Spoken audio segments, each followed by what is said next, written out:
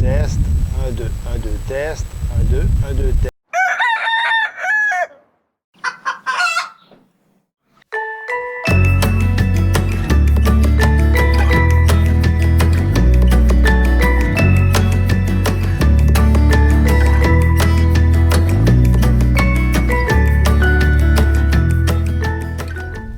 Bonjour tout le monde.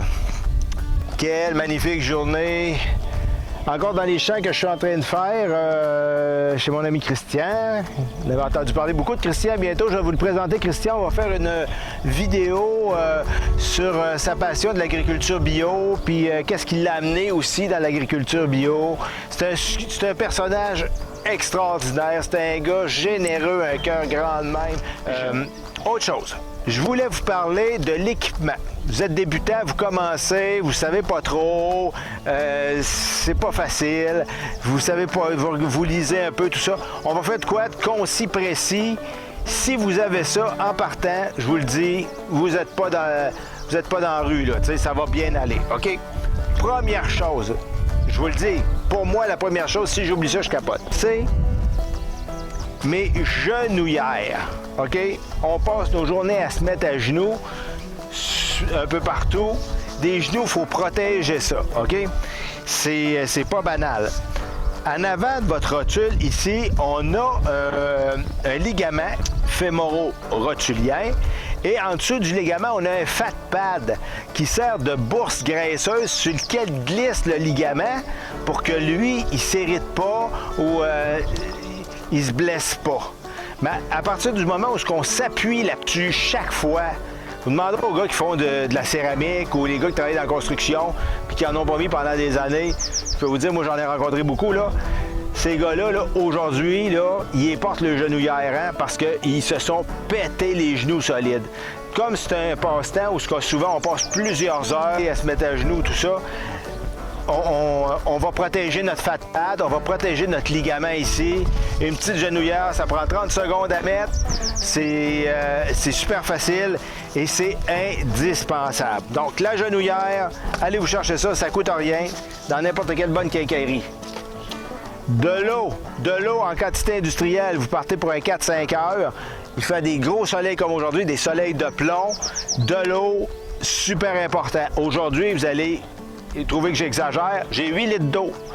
Comme ça, j'aime mieux en ramener 3, mais je le sais que j'en aurais pas manqué dans la journée. Parce que l'autre jour, souvenez-vous, dans mon autre vidéo, moi qui se prend pour un chameau, je pars avec ma petite gourde d'eau, puis je réfléchis pas trop, puis à un moment donné, je me mets à être étourdi, je suis obligé de me mettre un genou à terre, puis ça va pas pantoute, là. Il file pas le monsieur, là. Là, j'ai été obligé de retourner au campement, de me passer à l'eau, de m'asseoir à l'ombre, puis de commencer à caler de l'eau beaucoup. Une chose que vous pouvez vous amener aussi, c'est des jus de marque très, très bien connue. On ne fera pas de promotion aujourd'hui. Ils sont mauves. Il y a plusieurs couleurs, mais moi, je prends le mauve. Il y a juste 60 calories dans la bouteille, donc il n'y a pas beaucoup de sucre. Et le sucre, ça nous fait faire des hyperglycémies ou des hypoglycémies. C'est pas grave.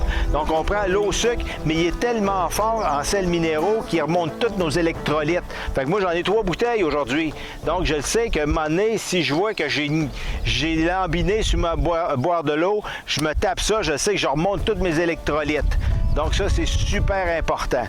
Après ça, vos détecteurs, bien sûr. On n'oublie pas de charger nos détecteurs la veille. Le Garrett, il prend des piles. Donc moi, j'ai un petit kit de piles ici que je traîne dans mon pack-sac. Et j'aurai jamais besoin de tout ça, mais j'en ai tout le temps de spare. C'est super intéressant. Et un petit ça, c'est pour la pêche, je pense, où on trouve ça dans les magasins électroniques. Pour traîner des batteries, c'est génial. Parce que je sais pas si ça vous tente de traîner un gros kit de batterie de même, là. Mais on s'entend que déjà d'avoir un pack-sac sur le dos, c'est assez pesant, ça nous tente pas. Fait que on transfère quelques batteries, comme ça on est sûr qu'on n'a pas de problème. OK? Après ça, bien sûr, notre pin pointer, vous voyez bien qu'il est super... il a été utilisé, il n'est pas lavé, puis ouais, j'étais un peu négligent. Désolé, ça m'arrive. J'ai assez hâte de nettoyer les pièces que j'ai quand j'arrive, que j'oublie de nettoyer mes instruments. Donc, pinpointeur, s'il vous plaît. Oui, vous pouvez acheter des pinpointeurs. J'en ai un pinpointeur, je ne sais pas si je l'ai ici, là. Oui, j'en ai un pinpointeur chinois, là. Ça dépanne, je l'amène tout le temps parce qu'il me dépanne, mais sérieusement, au niveau de la puissance, là, c'est du gros n'importe quoi, là, c'est vraiment pas puissant. Et bien souvent, vous allez sacrer plus qu'autre chose. Prenez le temps d'investir dans un bon pinpointeur, vous allez vraiment en avoir pour votre argent, puis vous allez sacrer beaucoup moins, parce que lui, bien souvent, tu cherches, tu trouves pas, tu repelles, tu cherches, tu trouves pas. Je sais pas, je le fais pas avec lui, là, mais lui, c'est 100 fois pire. Ça fait que le pinpointeur chinois, on le garde en backup that's it, that's all. Donc, avec ça, j'ai acheté un kit qui s'attache à la jambe pour mettre mon pinpointeur, puis j'ai un élastique qui vient s'attacher après pour pas que je le perde, parce que si tu le mets à terre, tout ça, tu pars, puis tu l'oublies dans le champ. Donc, avec ça, ça va super bien. Ici, j'ai ma brosse. J'ai une petite brosse à dents aussi pour être plus fine, tout dépendant de la pièce que je trouve. Et ça s'attache à la jambe. Et il y a une sangle ici qui monte jusqu'à la ceinture, qui s'attache à la ceinture. Moi, je trouve ça vraiment pratique. C'est pas encombrant. Je peux prendre mon pinpointeur, le ressortir, le remettre à sa place. C'est vraiment le fun. J'ai acheté ça sur Amazon. J'ai payé ça 15$, je pense. Puis c'est pas de la grosse qualité, mais en même temps, quand il est fini, après 15$, si tu as fait 3-4 ans après avec, tu t'en rachètes un autre. OK? Fait que le porte-pinpointeur attachable à la jambe, c'est vraiment quelque chose d'intéressant. Maintenant, ma sacoche. Vous connaissez tous Terre Secrète, notre ami Terre Secrète.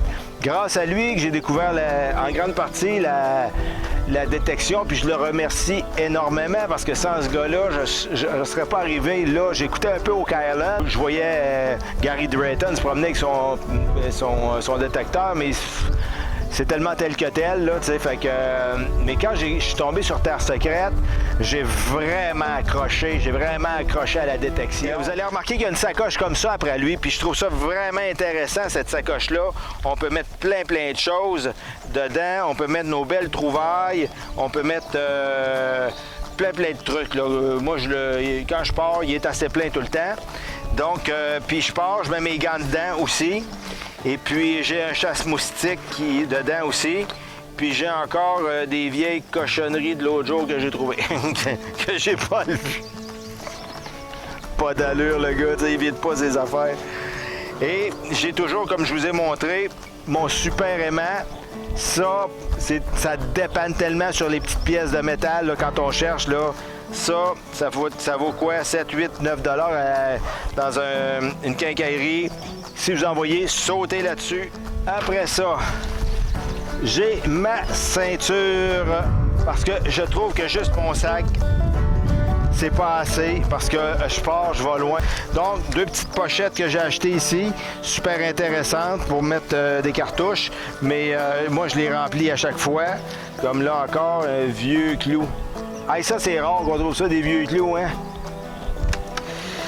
Bon, avec mon couteau garette que je me passerai jamais. Ceux qui n'ont pas ça, ces couteaux-là, c'est tellement efficace. Quand on arrive sur la fin où on suspecte que c'est à un endroit, avec le couteau, tu travailles super bien.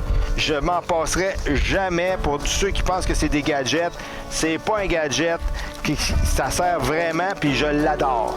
Donc, la ceinture, ça c'est une ceinture que j'ai achetée, c'est une ceinture militaire. Vous pouvez trouver dans les surplus militaires ou sur des Amazon ou sur des Wish ou des affaires de même. C'est une ceinture assez robuste sur laquelle j'attache tous mes trucs. Qu'est-ce que j'ai d'autre à vous parler? Les souliers. Moi, j'ai des bottes de cowboy. C'est des vraies bottes de cowboy, pas les bottes pointues pour aller danser avec son chapeau le dimanche soir ou le samedi soir là, dans les salles paroissiales. Non, oubliez ça, là.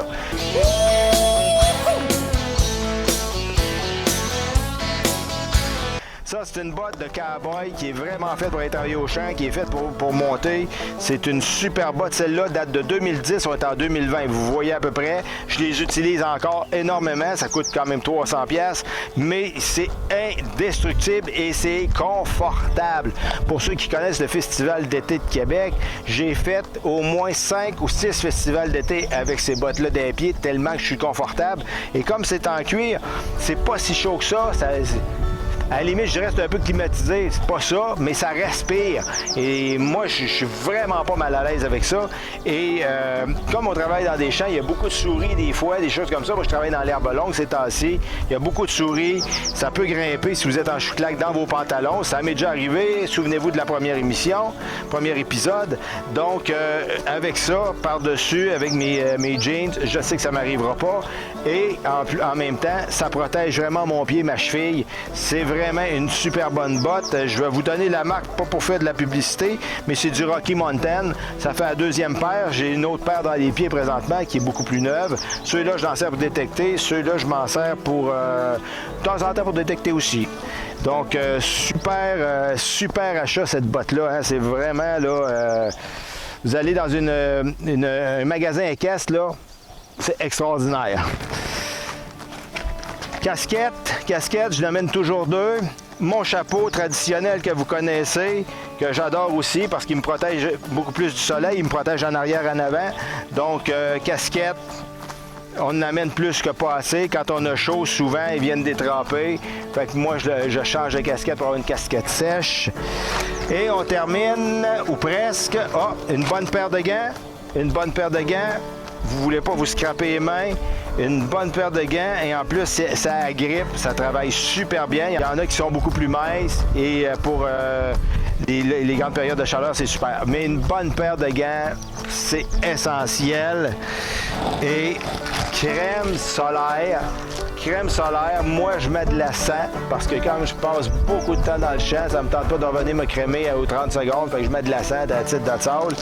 Et puis ici, un bon chape moustique parce qu'en fin de journée, les moustiques, ils nous dévorent. Vous allez le voir dans un autre épisode, là, je me fais bouffer tout rond. Quand on est bien équipé, ça empêche bien du chiolage. J'ai oublié de vous parler de mes pelles. J'ai deux types de pelles. J'ai la grosse et la petite. J'ai le grand frère et le petit frère. Moi, j'utilise beaucoup la grosse. Les gens trouvent ça pesant. Moi, sincèrement, ça me dérange pas. Je la traîne en arrière de moi, ça va super bien. Puis quand je suis dans des terrains qui sont un peu plus meubles, plus faciles, je sors la petite pelle. Deux pelles, c'était intéressant parce que si t'en pètes une, ben t'en as une deuxième. Fait que, pense-y, mon ami. Et voilà. Donc, je vous souhaite une belle détection si vous partez détecter aujourd'hui ou si vous partez détecter dans les prochains jours ou si vous n'avez pas la possibilité de détecter, vous promenez dans les champs, tout ça, suivez-nous, suivez nos folies, suivez notre plaisir. Je vais essayer de vous le transmettre du mieux que je peux. Donc, c'est parti les amis, on s'en va détecter. Oh, je vois quelque chose.